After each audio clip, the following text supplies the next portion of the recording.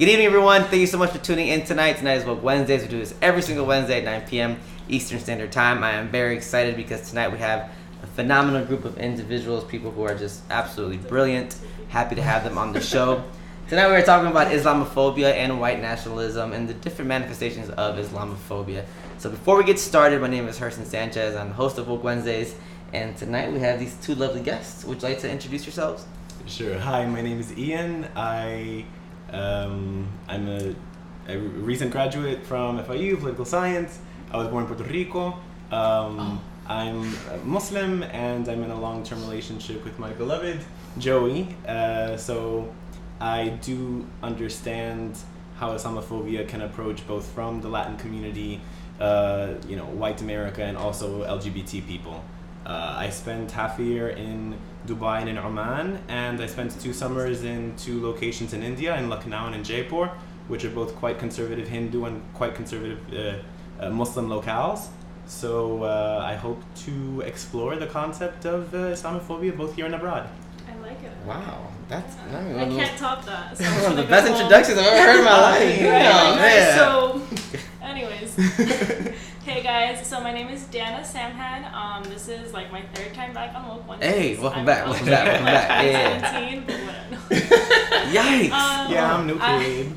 I graduated from FIU May 2018. I doubled in international relations with a focus on Middle East studies, and then religious studies with a focus on Abrahamic religions. And my goal at the time was to kind of compare, create parallels between the two, between how these Abrahamic religions are the leading problems in the conflicts of the Middle East. I'm currently in law school now, my 1st year. Oh, yeah. Okay, turn up. Yeah, Congrats. with the goal of becoming an international human rights, I wouldn't say litigator because I don't want to take the bar, but working on refugee resettlement and diplomacy. I'm Palestinian American 1st generation. I'm a practicing Muslim. Hey, turn up. Yeah. I'm a future convert. I told him, just trying to help my he's people gonna out. be my token into heaven. Just trying to help out. Thank you all so much for tuning in. We got someone saying Puerto Rico, Amanda, Sophia, Iris, of course, Duende out here giving us hard eyes. But thank you so much for tuning in. If this is your first time tuning in, please feel free to ask questions, post comments, whatever you'd like to know. Our guests here are extremely knowledgeable. So let's get it popping. Islamophobia, what is it? Want to take that first? What can it be? How does it manifest? Okay, so it's one of the branches of xenophobia, which is basically the fear of the other, or the fear of something that's strange, which comes from a Latin root. Besides the point, through etymology. Okay, yeah. Islamophobia is basically the fear of Islam, the fear of the religion, the fear of the people that practice it, the fear of the other, especially in the United States of America, where Islam isn't the majority religion, nor the majority community groups within different cities in the United States. Islamophobia was recently coined, it was coined after 9/11, so it's been 18, 19 years, yeah. Wow. I was like, recently, no. That's been a long time, yeah. I would define it similarly. I would define it as a hatred of, a prejudice against, or an insensitivity toward perceived Muslim people and the societies from which they come. And I add, I think, those 2 caveats because both the insensitivity towards and perceived Muslims, because there are a lot of people in the United States who fit a certain unexplained, vaguely racial category of Muslim who are also on the receiving end of hate crimes.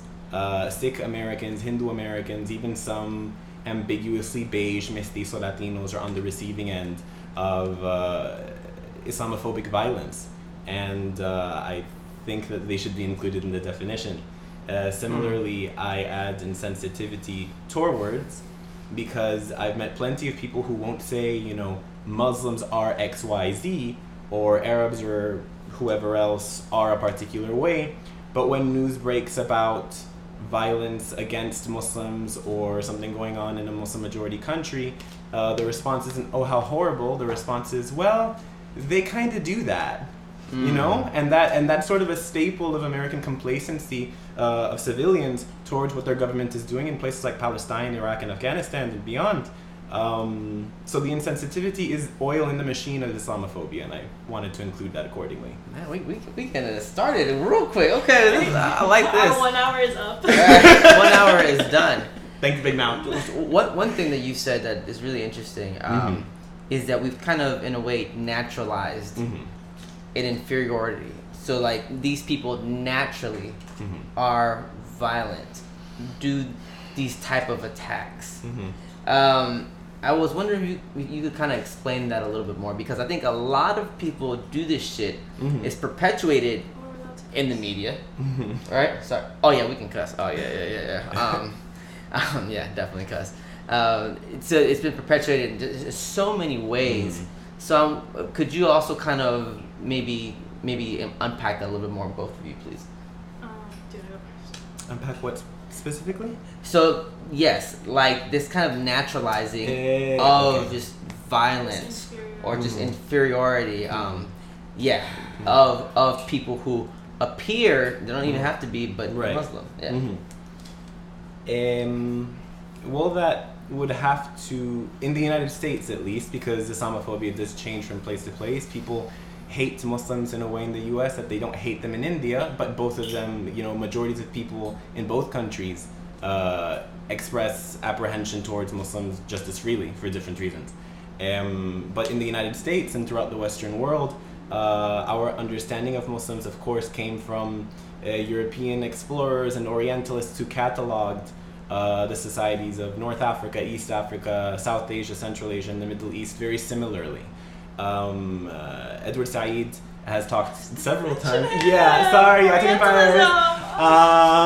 Edward Said is noted as having said that throughout his years of reading about Europeans going through Oriental countries, that he will hear out of the same French philosopher's mouth very similar stories about walking through the streets of modern-day Bangladesh and modern-day Morocco and using the same tropes of simple people wearing extra conservative garbs, but at the same time having secret harems of oiled-up women, numbering in the dozens, and similarly expressing their religious practices in simplistic ways that are associated with, like, the barbarians of pre-Christian Europe. So at the same time, Islamophobia is meant to be, when heard in passing, Islamophobia is supposed to make sense. When you look closer at it, it is inconsistent.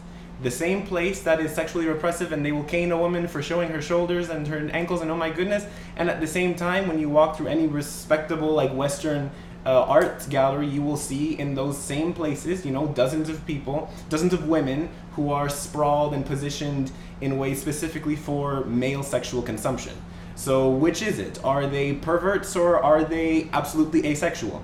Do women run the show, as was explained by British Orientalists when they went through some parts of the Arabian Peninsula before it was Saudi Arabia, that they saw their deference to their women, their matriarchal tendencies, as sort of an indication of a lack of civilization in the European sense. But then you go forward a couple of decades, and now their brutality towards women is the point with which we will argue our cultural superiority. So, I mean, our understanding of the natural inferiority of people from Middle East, South Asia, etc., this ambiguous sort of like brownistan between the Far East, Europe, and Africa as all being similarly inferior, that comes from European imperialism.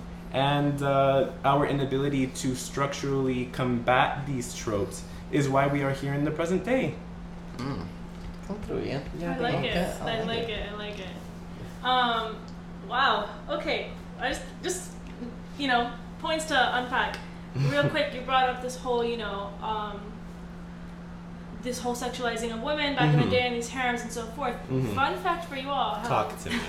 There's one of the most scandalous paintings in the entire world is called The Origine du Monde, which is the origin of the world. And it's basically a woman's genitalia open. You can find it at the Orsay Museum in Paris, France. It's actually of a Muslim woman at the time, and it was commissioned by a leader of the Ottoman Empire at the time, that the French painter had painted for him and so forth, and he had kept it into his home up until the fall of the Ottoman Empire. They brought it back to Paris, and it was actually, it wasn't open for viewing up until way later because it was too scandalous for the world to see. So that kind of, played in part with what you said. Another thing is, speaking of Saudi Arabia and the Arab Peninsula, Saudi Arabia is not the defining factor of the Islamic world, To me, Saudi Arabians aren't even Muslim. I see them as Wahhabists. They practice this sect of Islam called Wahhabism, which came from a leader, Wahhab, who said we need to make Islam more extreme, we need to cover up our women even more, XYZ. If you read the Quran and if you. It's like the burqas. Yes, the burqas and the niqabs. So burqas cover everything, even a mesh over the eye. Niqab will cover everything except it'll leave space for the eyes. If you read Okay. If you read the text, that's not even allowed in Mecca and Medina.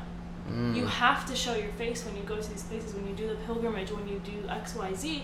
So it's like, that's not Islam. And here's my shoulders. They're great. One of my best features. Here's my my whole head of hair, my face. I've never been caned. Can't say I plan on ever being caned. Oh my God. So all that fun stuff.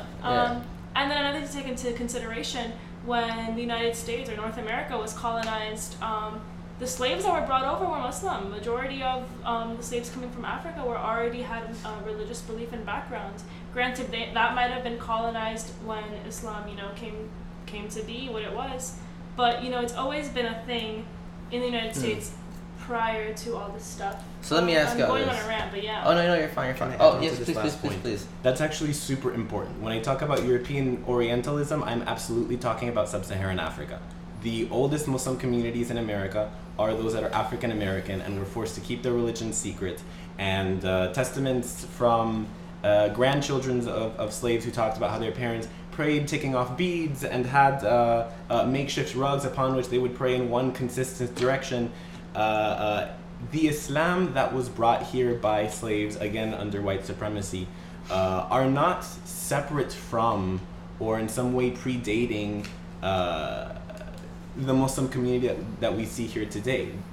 The Islamophobia that we see in the present is the result of decades of experimenting by the colonial American government and the people who subscribed to its manifestos against their African Muslim slaves. By this I mean an intention to hyper-police and to associate religion with society in such a way that the practitioner of the religion, regardless of the culture or society in which they were raised, their association with a country of origin that is Muslim, this is a means to demean people both in an ethnic sense in the present and also in an individual sense in the past. Like, slavery was actually argued by many slave owners as being legitimate in the religion of your ancestors, so it's legitimate in mine also. Like, there isn't, which is insane, absolutely. But like, there are records, there's at least one slave owner in Georgia who for some reason knew something about Islam, and he read that one book. He read that one book somehow at the local 18th century library, and he wrote about how him practicing slavery with slaves that he knew were Muslim, that it was these abolitionists, exactly. Yeah. The abolitionists in the North don't know what they're talking about because my forefathers in this faith practiced slavery and his forefathers in that faith practiced slavery. Right. So yeah, the Orientalism I was talking about has African origins, right? Islamophobia is an originally anti-black practice. And I'm gonna put a period on that. There's a lot. Oh my god, that's like a whole episode. So remember, we only have an hour, right? Sorry. In the future, we might have a whole semester, and we can talk about that. We have like a whiteboard. We're like, all right, guys. All right. So y'all just said a lot. Okay. Yeah, definitely. This is great because if y'all don't know, this will be posted to the Instagram story and we posted to YouTube, so you can go back, watch it, pause it, replay it. We got YouTube now. I know, we're doing big things. All right. So to kind of, one thing that it seems to be a theme of what both of you have said is that the way we come to understand, this is Saeed's argument too, the East, the Orient, right, other people that have been deemed as other, is through the eyes of the West, through these imperialist, colonialist eyes, right? So y'all have also addressed Christianity in a way. So can we kind of maybe talk a little bit about a lot of the things that people were writing about, right, who were purported Christians, were committing horrible things at the same time, right? Enslaving people, just patriarchy, all that stuff going on. Then how do we kind of make sense of how do then? I'm trying to figure out my question.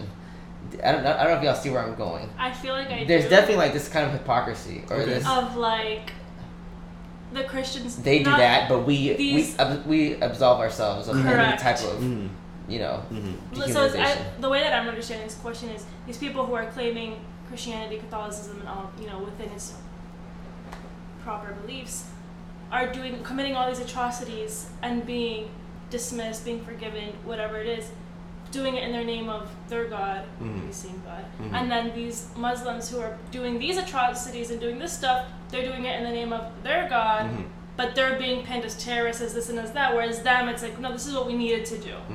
Is that the question? Yeah, kind of. But it's like, well, they can't do that, but we can do all this. Correct. And we're the good guys. I mean, the best example of this is George Bush.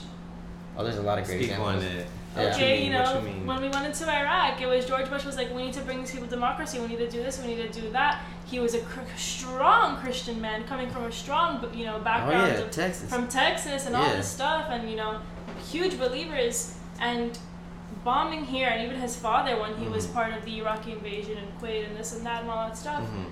But it was forgiven because they needed to bring democracy to these people, and without the Bush family, how could these people have ever been liberated, ever been freed from their backwards ideals? And even if you look at Mike Pompeo and John Bolton today, they recently did this terrible act of a branch of the Iranian military is now being considered a terrorist group because they need to put sanctions on Iran because we need to go to war to Iran to liberate the Persian people. But it's like, not to condone, the atrocities that are going on in the Middle East, but they didn't need to do that. That's not what, it's... It's interesting, so hypocritical. Who gets to create the narrative about it? Who gets to create the terrorist? Right? Because from the outside looking in, we are the terrorists. Americans are the terrorists. We're the only terrorists. Right. So, please, go ahead. Yeah, take it away. What's the question? Oh, we're just conversing. Oh, okay. And you made some faces. Can I? Yeah. Okay. I don't know. Just real quick, it's wrong. Oh, you're fine. So, who creates the terrorists? 2011, Al-Qaeda was created by the United States when we trained and armed Al-Qaeda to spy on the Russians during the Soviet Union and the Cold War. Okay? 2011? 2001. Oh my god, I'm so sorry. 2001. 2001? The Soviet Union was around 2001. I'm saying Al-Qaeda attacked us in 2001. Oh, yes. But we trained them in the 90s during the Cold War. Yeah. I'm sorry, guys. And the Taliban, we trained them as well and armed them. So we kind of created them. It backfired on us because of Osama bin Laden's rhetoric and his beliefs. And then Al-Qaeda kind of, we attacked Iraq and Afghanistan in response to that. Then because of us doing that, we created the Islamic State, which has then created white nationalism, which has then ostracized more Muslims, which has then created more extremist Muslims from European countries to join the Islamic State. So your question is, who created terrorists? The American people created, and the Western powers created terrorists when they decided that they needed to police every other nation that wasn't practicing their Western beliefs and their Western ideals of democracy. The same way that we're going into Venezuela and Cuba and Chile and Nicaragua and Sandistas and all these people. You better come through with the roll your R's. Go ahead, you better roll your R's. She said Venezuela. Go ahead. You better pronounce that. Born and raised in Kendall. Go ahead. You know. Kendall.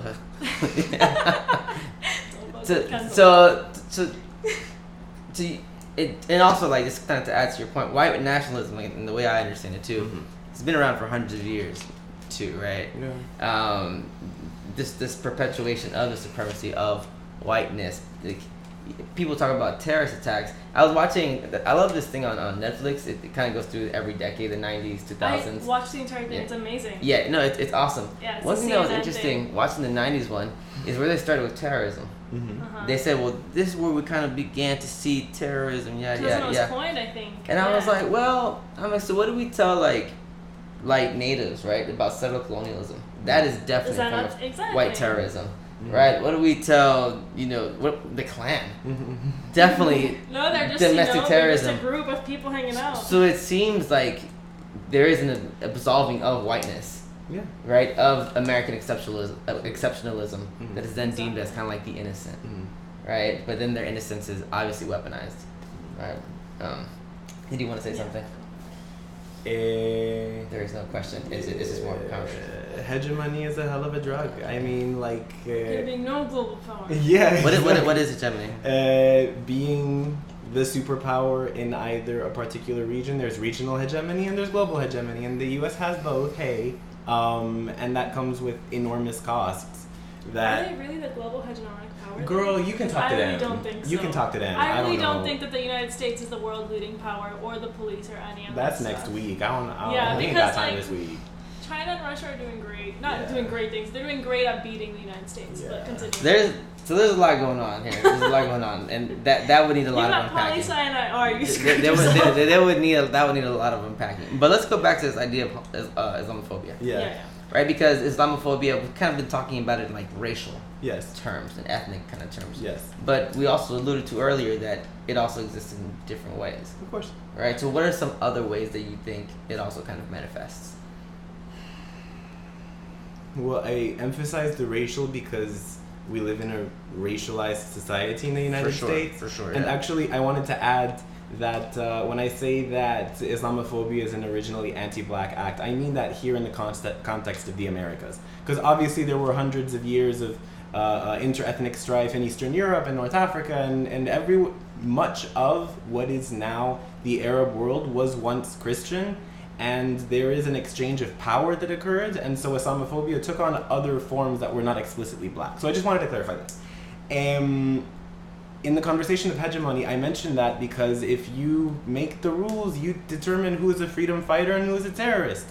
And I emphasize that largely because many of the stories that I heard when I was living in Dubai, all of my roommates were like Syrian and Palestinian. And so I ended up hearing more than one story about a person who was arrested under charges of terrorism in Israel, in Palestine, in Syria, in the general Sham region. I didn't meet people outside of that part of the Arab world where I live. The Levant, yes. And when explained in the context of my uncle had his house leveled, and he lost his wife, and he lost his kids, and he turned to alcoholism, and he found some avenue with which he could exact vengeance upon the people that he saw as taking his livelihood, that the Israeli soldiers that he killed, that is terrorism. But when I'm hearing that just me and my boy and his uncle and talking about people and who took from what, that just sounds like a desperate man exacting vengeance. And I say this very carefully because there is no terrorism condoning here, obviously. Terrorism in all of its forms is evil, whether it be Muslim supremacist or white supremacist or any of the supremacists. But what I mean to say is the table is only almost ever applied to one kind of terrorist. And why is that? Because the people who produce the media that labels a person a terrorist or not a terrorist, they are typically, of a particular group. Their name is likely not like Sheikh Hassan al-Attar. It's probably Bob Smith. He's a white, straight male, grew up in Middle America, voted, whether for Trump or for Hillary, doesn't matter anything. Because the Obama administration and what would have been the Clinton administration are just as complicit in Islamophobic policies as Trump and the president or George Bush before that or any of the other things. It was, after all, Obama who signed off on the CVE and... what is that? Basically a program that allowed for closer monitoring of Muslims and Muslim communities that were not breaking the law in the name of preemptively securing the same Obama that you guys think is Muslim. Yeah, exactly. Like when that news broke about that ring of a policeman who were secretly going to mosques in New York and monitoring people, regular Joe Schmoes and uncles going, praying, leaving. And when that news broke, it was Obama's legislation that allowed for that to happen. It's Obama's legislation that allows for droning in the Yemen and Somalia and northern Pakistan. Like, I was gonna say that person who runs whatever media producer, he might have voted for Trump. It doesn't matter who he voted for, because whether they voted for Trump or Obama or Hillary Clinton, the ends are Islamophobic. The only difference is how polite that Islamophobia is. Or how under the table it is. Or how under the table it is. Exactly. That beautiful speech that Obama gave at Cairo about Islam, the future does not belong to those who demean the Prophet Muhammad. Oh, thank you. And then what does he do? He fans the flames of instability throughout much of the Arab world. Libya is not any better off after Obama than before him. Neither is Yemen, neither is Syria, neither is Palestine, neither is Sudan, which nobody is talking about. Which needs to be talked about. Exactly. So even within Islamophobia, you can package little bits of anti-blackness, little bits of other phobias. Prejudices are intersectional. And my point is that these prejudices can take their form, whether they be conservative, whether they be liberal, as long as they satisfy American, capitalist, white supremacist ends. And those ends can be met either by a Trump or by a Clinton. Here's the mic. That's not the mic drop. Stupid. So yes. Yes. Absolutely. And I love that point because, I mean, oftentimes it kind of does. There are a lot of like Instagram pages out there right now or Facebook pages. Fuck Trump, a lot of just kind of white liberals. When Trump came along, it was like, oh my God, like what is happening, right?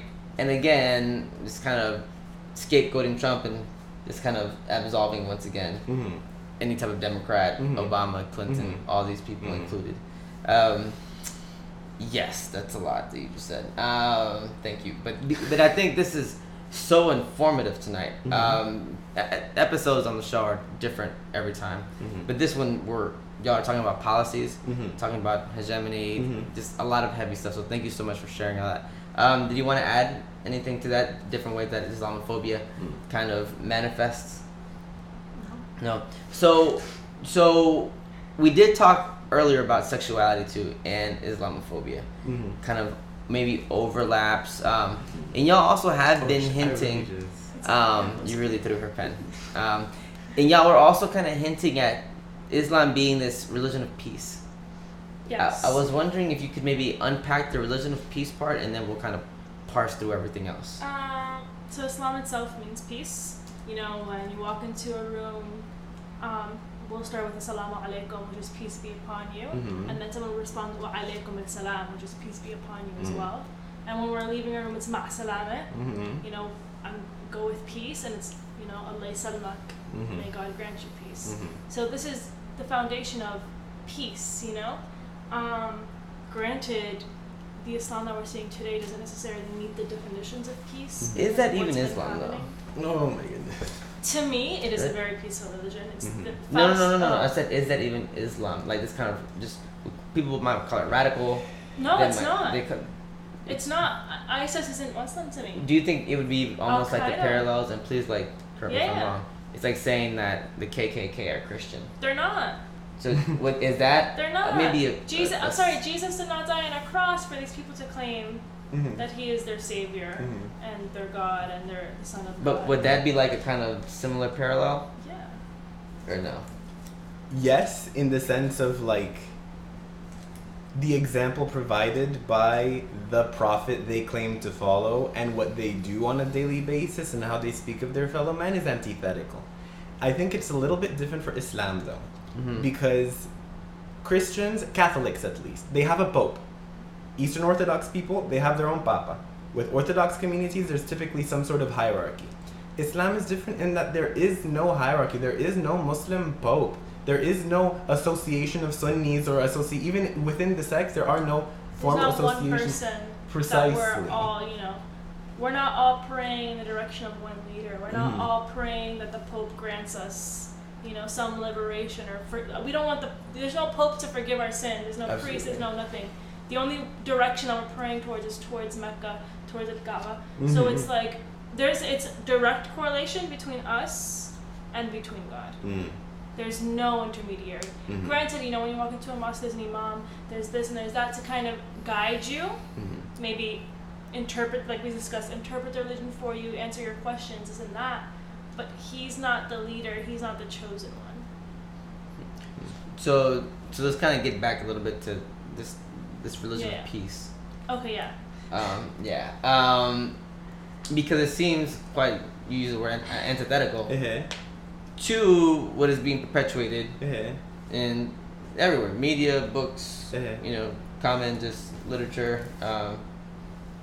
Yeah. So I would speak on the religion of peace claim, I think, quite differently from how Dana would. Yeah. Because I don't like the holy book of any particular religion until it is picked up and it is read and it is processed and a practice has been developed according to it. That religion doesn't exist. The religion exists when human beings pick up the holy book and process it a certain way. We bring it to life. Exactly. So I wouldn't say that Islam is a religion of peace. I wouldn't say it's a religion of war. I wouldn't say it's a religion of playing patty-cake or shooting or any particular... Islam isn't a religion of anything until you pick up the Quran and make it a religion of whatever you want to make it for. Insofar as, like, I understand this generation's skepticism with religion, with organized religions particularly. yeah, someone said earlier, just avoid religions but believe in science. Yeah, I forgot to read that. Yeah, exactly. We're also bombarded by huge amounts of scientific information and religious leaders who don't care enough to try to incorporate that real scientific information into our spiritualities. Which should be, absolutely. And because of that, there's a lot of, like, fuck religion in this generation. It's like the hippie thing to do. Yeah, or like, just sort of... oh, you believe in a god? Yeah, That's cute. where is he? Yeah, Make like- Allah come out right now. But let's not be so dismissive of that either, right? Correct. Let me be nice. No, not even about being nice, because I'm all for just being whatever, right? Because I agree, right? Mm-hmm. You bring something into existence, Mm-hmm. Correct. right? You classify these things, you catalog it, as you said earlier, So, right? And this is what we're gonna send out, disseminate, Yeah. right? But a skepticism, Yeah. right, in maybe a type of higher being, Mm-hmm. Oh, I was right, gonna- is we cannot speak to that individual's kind of experience, Yeah. right? Because let's say you believe in something and something horrible happened to your family, to you, you might be questioning, hey, where is this So, being, right, that I've been I'm gonna instructed to? I'm not saying that No, it's no. right or wrong, right? But I'm saying that maybe we also want to be careful in the way we also kind of critique the skeptic. Yes, but this is not what I was like. I was gonna finish. Oh, please, my please, point. please, go ahead. No, okay. No, okay. Stop. So the thing is that that's the thing. You must, when you must have grown down the street. We got No. candle people in the house, yeah. okay, when I emphasize that in that there is the person I was talking about is not a person who is skeptical. Be skeptical all day and night. We have enough information for you to develop a perfectly coherent worldview and a perfectly coherent ethical understanding of the world without the need for anyone's God doing anything for you. What I was going to say is that there is a certain anti-religionism that is quite pedantic and prominent on social media in the form of simplistic memes that make caricatures out of religions in place of actually invoking a dialogue between secular persons That's fair, and yeah. persons who adhere to that religion. Yeah. And to those people, I would like to just clarify that just as there is an evil Christianity that assaulted and attempted to wipe out of existence Native Americans because that was a white supremacist interpretation of Christianity, there were also Catholics who, after having come to the United States come to the Americas and likely harboring anti-indigenous sentiments, still tried to save those people and offer them shelter. The Christianity that said black people should be slaves was contrasted with the Christianity that said abolitionism is necessary and slavery is evil. There is a good religion, there is a bad religion. And in the face of bad religion, I would argue that the antidote is not no religion, but good religion in its place. A religion that can challenge it on its own terms. Say it again In place, okay, in the presence of bad religion, I would say the antidote for bad religion, in whatever form it takes, is not no religion, because you're no longer talking to that religious person in their terms about the bad thing that they are doing. Yes? No, I'm trying to understand. Yeah, go ahead. Okay, in the presence of that bad religion, it is necessary to invoke good religion that could convince that religious person on their own terms to stop doing the bad thing that they are doing with their religion as an excuse. If I am, again the slavery example, a Bible thumper, and there's no likelihood that I am going to lose my power, my money, my security with my Christian motivated or Christian exempted humanitarian abuse, it might be more effective if all you have is words, not to tell that Christian slave owner, fuck your Christianity, and he'd be like, okay, anyway, I got money and slaves and bitches and everything. In place of that, you should instead speak to that Bible familiar slave owner about how the Bible condemns what they are doing. So what I mean is, religion is less of, to me at least, like a neutral set of laws, and instead of language within which people can converse with each other about ethical dilemmas that they face in a particular place and time. Okay. I'm going to take the line. Oh, go ahead. Go for it. No. And then I have something to say to that. Yeah. Okay. Yes. So side note, real quick, I do have a friend who's Palestinian. He comes from a Muslim family. He's atheist. His parents are both atheists, and I kind of was like, he's like the most perfect friend that I have. Like in med school, grew up in the Middle East, is in Australia now. So I'm like, why can't we just get married? And then he's like, well, I don't believe in God. And I was like, oh. And his thing was like, how could I believe in a God when there's the things that's going on to the Rohingya people, when what's going on in Palestine, what's going on here, and what's there. He's like, how could a God allow this to happen? Which is the same sentiment that a lot of Holocaust survivors had. How could a God let this happen to the chosen people? Moving on from that, I think the best way to explain what you were saying is how people manipulate the text as they wish. So there's this podcast by the New York Times called The Caliphate, where this woman gets to interview a former ISIS member and talks about his entire process from the second that he was recruited to the second that he left, and what he's doing post having left, and how he's reintegrated back into Canadian society, which has become a huge security issue for the people of Canada, but that's another day. But basically, they talk about how there's these religious leaders or experts that would call themselves that Osama bin Laden would go to, and that al-Baghdadi would go to, which is the leader of the Islamic State, and say, in the Quran it says, don't kill somebody, even if they kill your family, even if they kill this, even if they kill that, only if they're going to try to kill off your religion or threaten your Islam. So these people manipulated the texts to make it seem like the entire Western world is threatening Islam. So because they're threatening Islam, it is forgiven in the Quran to kill the entire Western world because Allah says it's okay. In the Quran it doesn't say attack the entire Western European powers in the United States and all these other places that are considered Islamophobic or anti-Islam or anti-this and that. So then it's like, okay, but then when this a former Islamic State fighter went back to the Quran on his own and couldn't match up what he was told versus what was actually in the book, again, it's like you said, instead of matching bad religion with no religion, match bad religion with good religion. Religion is the language. And it's like, let me show you. And I think that's one of the main reasons why I think Islam is so important to me, is that the text has never been it's never been retouched. It's never, since the day that it was revealed, it's never been changed, which is why to me it's a religion that I've chosen to follow. Like we were saying in terms of skepticism, what led me closer to my religion was that I was so skeptic about it. Not God in general, but I was kind of like, why is this the religion that my parents are teaching me, that I was growing up in, that my culture is around? And it's, after I stepped away, asked questions, and felt God in the air, that I was like, this is for me. So, back to you. Yeah. Thank you for sharing that, both of you. Cause I think that, real quick, let me just read some of these comments. Dr. Rosales Mesa is saying, such a great discussion. Thank you so much. And one of my mentees is asking, hey, that's a great topic, bro. Thanks.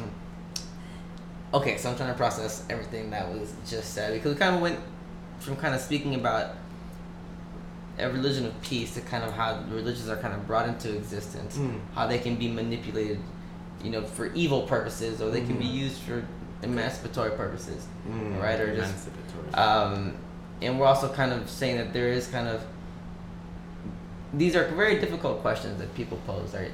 As far as in kind of relation to kind of pushing back on religious beliefs, faiths, a God.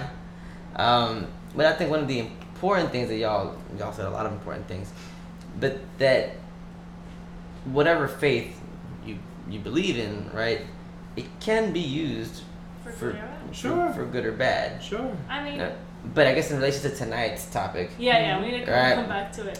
you see, not moderating. See what I like did it. there? I like it. Is that Islam Yes. oftentimes Mm-hmm. has been deemed as the evil one, Mm-hmm. Correct. in Christianity as The the savior, pure, the white the savior savior, complex. the innocence, the exceptionalism, all these things, and that's definitely what we're kind of trying to disprove tonight in a way, right? That in a Okay. way, Christianity has also been used for evil purposes, right? Yes.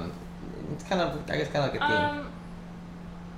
I think the best way to kind of bring it back around is we haven't seen any mass Christian kind of foundational attacks going on or so forth.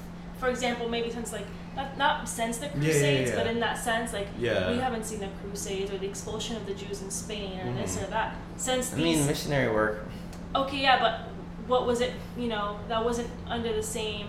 Like the Crusades were for conquering Jerusalem and this and that and taking it back, and the expulsion of the Jews in Spain was for getting rid of the Jews because they are this and they are that. Missionary it's work tricky. it's under the shadow of it, whereas in Islam, the last few decades, it was that Islam was being attacked before, back in, God knows, maybe before 1911, before the end of the World War I, Islam was kind of left alone. It was kind of like the Ottoman Empire is there, all these empires are there. They're, these people are practicing their own religion. Let them do them. They're not even coming on to us. Then the Ottoman Empire was defeated, and they never got to expand out into Europe. So for only so far they got into. And then you look into Buddhism.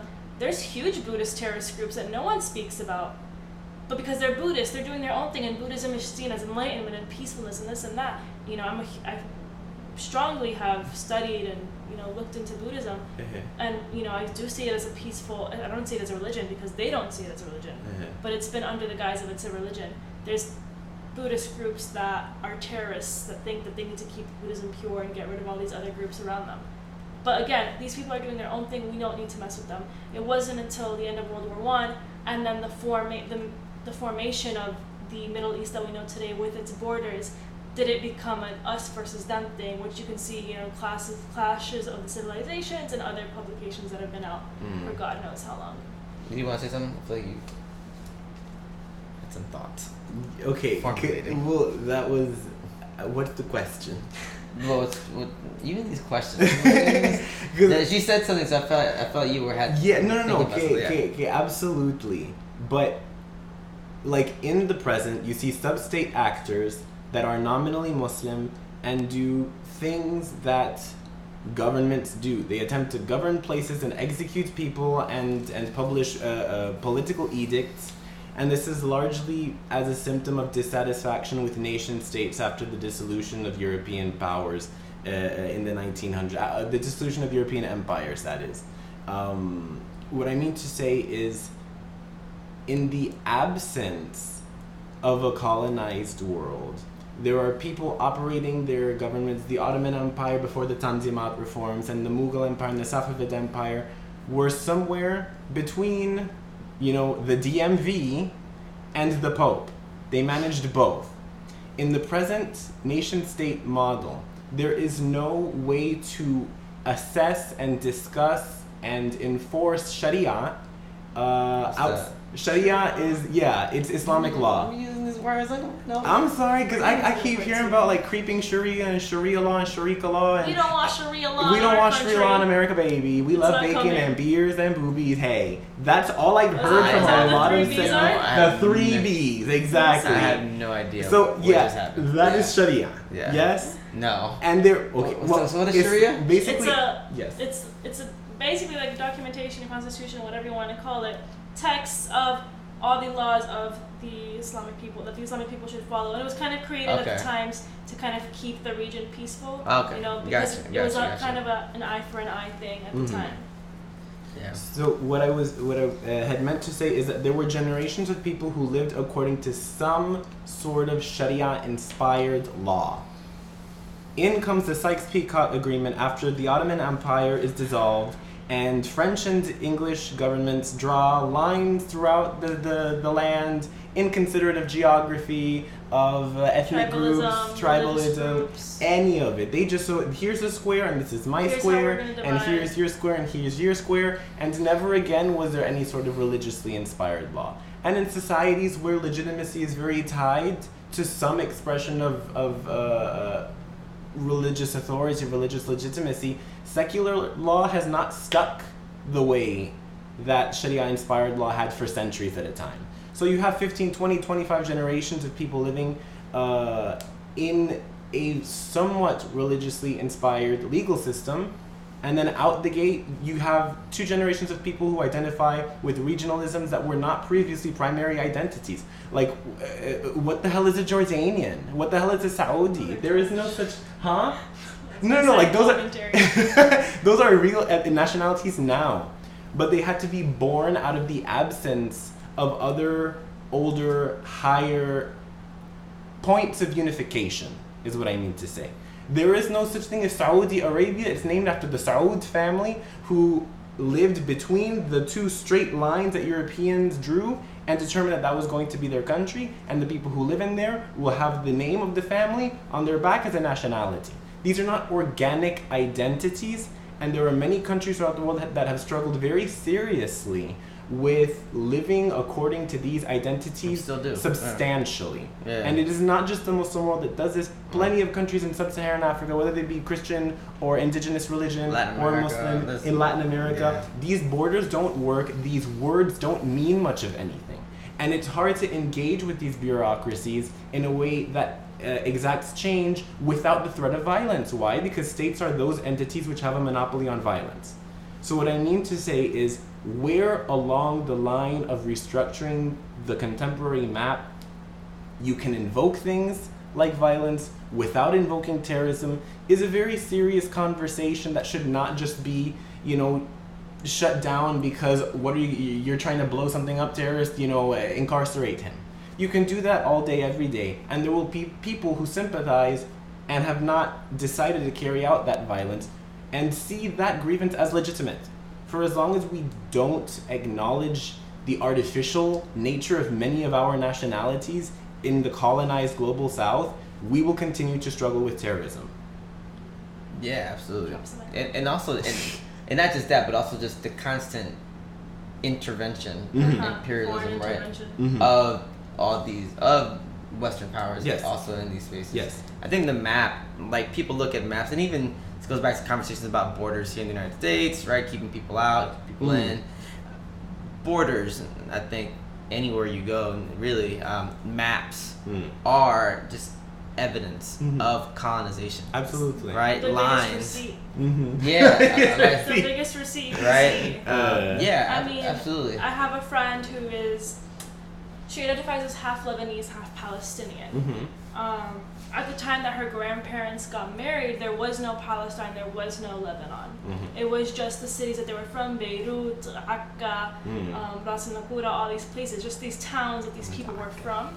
It's one of the most beautiful places on this earth. Kendall, Kendall. So, she identifies as half and half, but at the time of her grandparents' marriage, it was just the Middle East, I guess you could say, or the Levantine region. Yes. So when these countries were then established and these borders were then put in place, half of the family was separated. Absolutely. And then come 1948, the family never saw each other again because, the Zionist people are at war with the Palestinians, and then as of now, the Zionist people are still on an ongoing war with Lebanon. Amen. So, these people these families are not even being able to reunite. They're dying without ever really seeing their cousins, their grandparents, their aunts, and their uncles. Because, like we said, same thing as here. Suddenly you're born on the wrong side of the border. Or you're 20 miles north of a border that you should be on. Absolutely. Real quick, let me read some of these comments. Going back to kind of the interpretation of text, Jose said, too many interpretations of the text to consolidate, looking at it from the outsider's perspective. Then don't consolidate them. I know media does play a role in it. Ready. Dr. Rosales is saying an important historic contextual perspective to Islam and how Islamophobia developed. Thank you for sharing. She's saying, preach global issues not exclusive to Islam or the quote-unquote Middle East. Absolutely. Yes, she's throwing up some fists. Yes, borders, tools of oppression. Absolutely. Absolutely. Rihanna saying, once spent an hour talking to a random lady. When she found out I was Muslim, her response was dead ass, oh, but you're nice. Why do people say Muslims are bad? Me muero. That means I'm dying. I'm or sorry. dead. Change someone's view on a whole religion. So let me read that again. Oh, but you're nice. Why do people say Muslims are bad? And let me read the last one real quick. I guess media does play a big role in provoking humans against each other based on religion. Absolutely.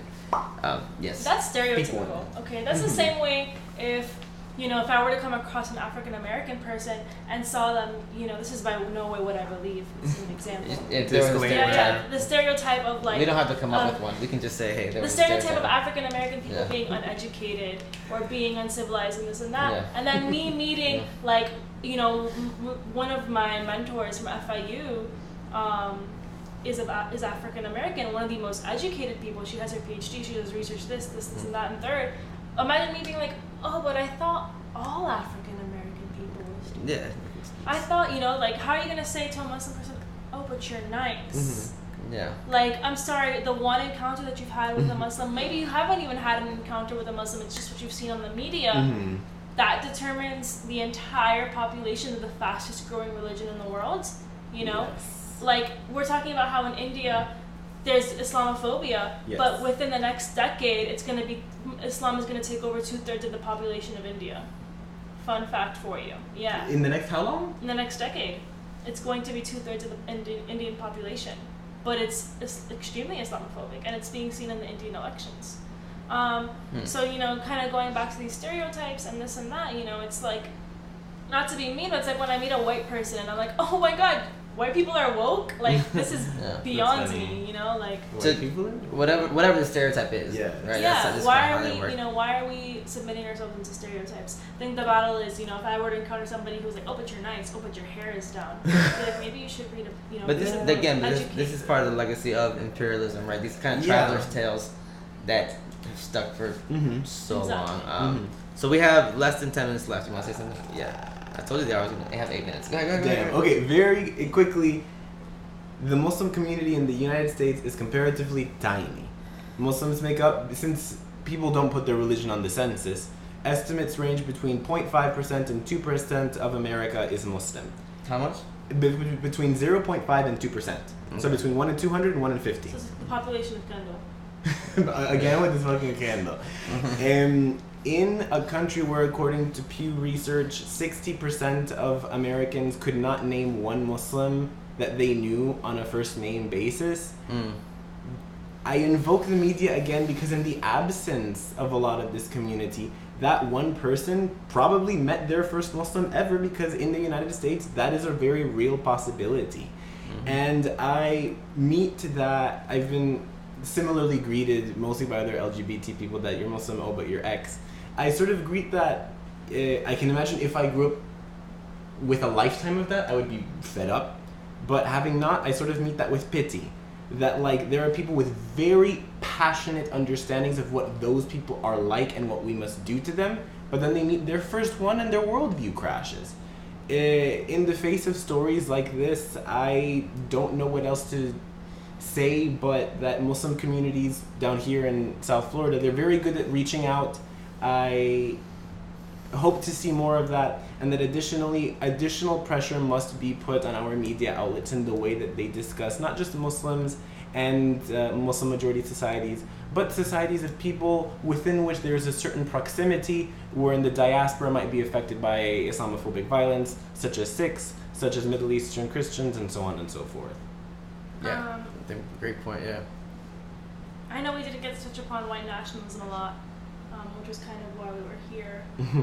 Well, that was part of it. Yeah, well, and you know how that kind of parallels with Islamophobia and so forth. But I think he's made great points. And it's like bringing it back how your last statement was the diaspora. The entire diaspora of the Muslim community is here affected, and the people who convert into Islam is affected. And if someone looks at you from afar, I would never have been able to guess like, oh, he's Muslim. Whereas if I see an Arab person like sitting 2 tables down, I'm like, I bet you he's Arab, and I bet you he's Lebanese. Like just the way that his nose is shaped, and that's that sense. But the diaspora is heavily impacted, which I think also needs to be discussed, which is why terrorism is on the rise, because suddenly me, who is born and raised in America, I'm being stereotyped and I'm being ostracized from my community. I'm being pushed away from where I was born into now this only group of people that are going to accept me, which is my religion. If I wasn't born in Miami, where there is only diversity, where I only know a handful of white people, I probably would have struggled immensely with my identity and with my religion. And not to say that I would have been radicalized, but it would have been a lot easier to radicalize me. I would have been an easy target for the Islamic State, who's looking for weak people on the internet to radicalize. If I was born, in Oklahoma, Missouri, and Indiana, these places where it's majority white and smaller diversity, and these stereotypes are being taken on me, and I'm being bullied and this, that, and the third, it would be easy for me to say, well then, screw you and screw everything about you, and I'm going to go run away and find a way to defeat you because you won't accept me, and you won't accept my religion, but I have to accept yours, and I have to accept that you do this, that, and the third, but I can't do what I want to do in a country that is supposed to be secular and welcoming for all. So we have like 30 seconds. Go ahead. Okay, one thing that I really wanted to bring up is that the largest determinant of whether Islamophobic violence will go up is not actually terrorist attacks, but instead election cycles. People are profiting off of anti-Muslim bias in the polls and in industries. If you believe that Muslims deserve a certain kind of violence, then you are justified in going in there, taking their oil, leaving them in agony, and getting the hell out. Islamophobia is not a one-off how do you say? It's not a one-off sin of white people. It is an industry, and billions of dollars are supported by it. That's all. Thank you. Let me read some of these comments real quick. Okay. Smazi was saying, that's what people from where I'm from thought. Allah, black people are gangs and dealers. This was based on stuff they saw in movies because there were no people of color where I live. Oh, okay. Jose saying, Jose is asking, why did you convert to Islam if you were not born into it? Such a great question. Maybe would it be okay if they reach out to you on your Instagram? Absolutely. So I did tag them both. Put both their Instagram handles. Maybe I'll check y'all shit. Y'all know. I did post on the promo video on Woke Wednesdays. I tagged both of them. Rihanna is saying that y'all killed it. Again, if you missed this episode, I'll be posting it to our Instagram story, and I'll also be posting it to YouTube. Thank you all so much for being here. Thank you. Y'all shared a lot. Y'all shared a lot. We love her so much for coming through. Always appreciate y'all stopping by. We have 2 minutes left. Y'all want to say goodbye? I'm really only here. The only purpose I serve in life is pushing my agenda. That's what I've been told. Yikes. Just force things down people's Yikes, throats. that's narcissistic. Yeah, I didn't think that I was narcissistic to talk about Palestine all the time. Apparently, you said about my agenda. Oh yeah, no. So yeah, this is one of my agendas to kind of debunk what awesome is. Thank you so much. No, you're fine. That's it? Yeah, feel free to hit us Ciao. up. Yeah, hit them up. Follow them on Instagram. Yeah. There you go. Ma salam. Oh my